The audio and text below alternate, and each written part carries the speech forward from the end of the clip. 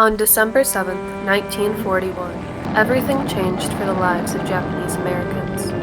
After the bombing of Pearl Harbor by the Japanese military, Japanese Americans were suddenly marked as outsiders in a country they had always called home.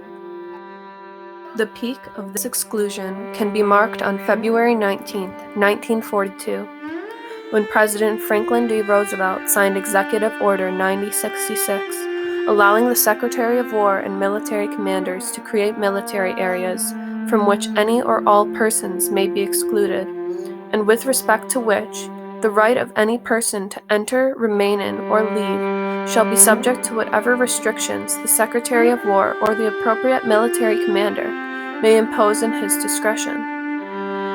This executive order led to the relocation of 120,000 Japanese Americans to 10 permanent internment camps on the west coast of the United States. These Japanese Americans had 5 days after the official notice of their removal in which to sell, rent, loan, store, or give away their real property and possessions, and often faced curfews and warrantless searches of their homes before they left. Sadly, this is not the only struggle Japanese Americans faced. Before the Second World War, the Japanese faced many different prejudices in America. In the early years of the 20th century, some Californians tried to implement school segregation for Japanese students. And in the years before World War II, several laws were passed to discriminate against Japanese Americans, most notably the California Alien Land Law in 1913 and the Immigration Act of 1924. The California Alien Land Law was passed to forbid first-generation Japanese immigrants from owning land. This forced Japanese immigrants to put their property under their children's name in order to keep their land. This prejudice only worsened with the passing of the Immigration Act of 1924. In this act, Congress prohibited new immigration from Japan and all other Asian countries. These laws called attention to the underlying prejudice against the Japanese that would be revealed during World War II. Japanese Americans also faced education discrimination during the war. In February 1942, about 7,500 NICE students found themselves unable to continue their education. Only a fourth of American higher education institutions would accept Japanese American students at the time. This meant that during the war, students had three options: to stay incarcerated, join the military, or beg for university acceptance. C. Leonard London, a history professor at Indiana University, stated, "It is an injustice for universities in the central part of the country to refuse, as most of the great ones have done, to admit any considerable number of these deserving and often brilliant young Americans, whose only fault is their ancestry." These students had no choice to continue their education, and it was unconstitutional to refuse education to a racial group. In these internment camps, the Japanese Americans wrote their own newspapers that give a deeper insight into what life inside of these camps may have looked like. In a newspaper from Manzanar, it stated, "It costs the authority $1.20 a day to maintain each evacuee, about $17 in present day, and even that amount was considered too high in the opinions of some Americans who thought that affording the Japanese decent treatment is coddling." In relocating to these camps, Japanese Americans could bring very few items with them. For each member of the family, bedding and linens, toilet articles, extra clothing, sufficient forks, spoons, plates, bowls, and cups, and essential personal effects were to be taken. Everything else had to be left behind. When the evacuees made it to the camps, they were also given very little. For each person, an army cot, a blanket, and a sack, which could be filled with straw to make a mattress. There is nothing else. The internment camps were also situated in very harsh desert climates that were hit with cold winters and very hot summers. These camps were open for 3 years, and residents had never received a fair trial before being interned. Sadly, most Americans did not object to Japanese incarceration. A nationwide poll found that 89% of Americans favored denying alien Japanese equal rights, and 97% of the West Coast Americans approved of the removal and incarceration of Japanese Americans. This prejudice did not end after the war. Many Japanese Americans were victims of arson and hate crimes when they returned back to their homes. Terrorists fired shots into the homes of no fewer than 15 Japanese American families, and arsonists and vandals destroyed property belonging to at least 50 other families. And specifically, a group of white Californians set fire to a house near San Jose and then shot at the occupants as they tried to douse the flames.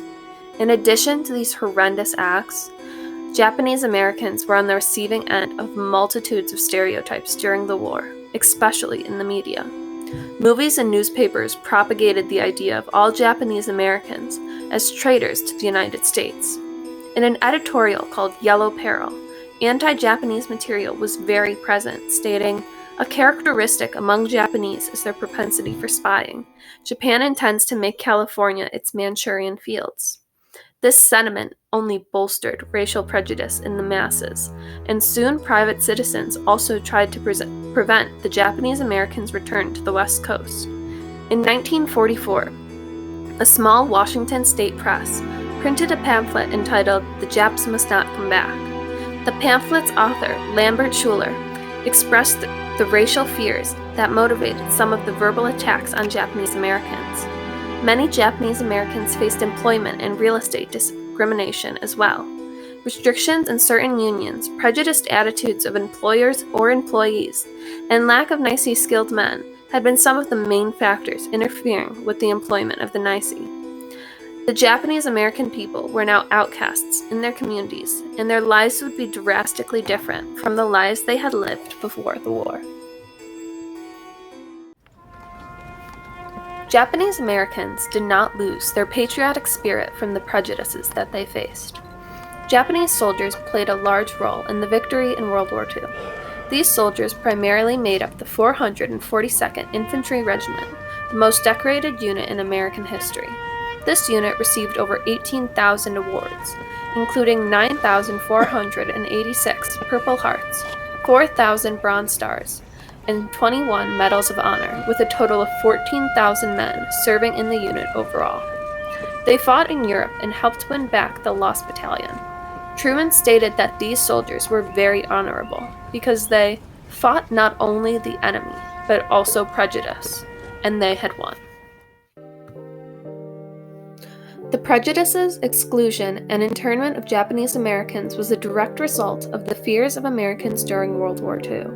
Not a single documented case of espionage, sabotage, or fifth column activity was committed by an American citizen of Japanese ancestry or by a resident Japanese alien on the West Coast.